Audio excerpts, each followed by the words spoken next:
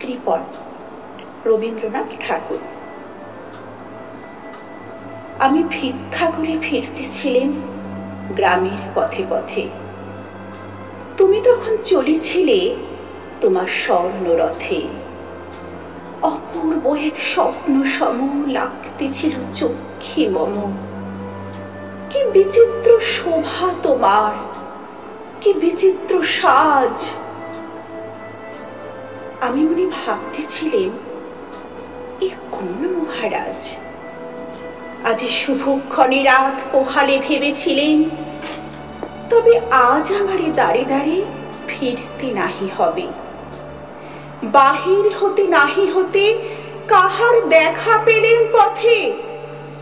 চলিতে রথ ধনধান্য ছড়াবে দুই ধারে।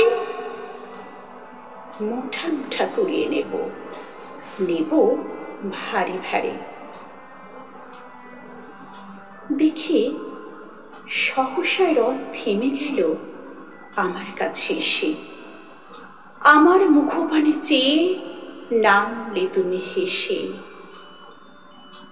দেখে মুখের প্রসন্নতা জুড়িয়ে গেল সকল ব্যথা। হেনকালে কিসের লাগে তুমি অকস্মাৎ আমায় কিছু দাও গো বলে বাড়িয়ে দিলে হাত। মরি, এই কি কথা রাজাধিরাজ, আমায় দাও গো কিছু? শুনে ক্ষণকালের তরে রইল মাথা নিচু।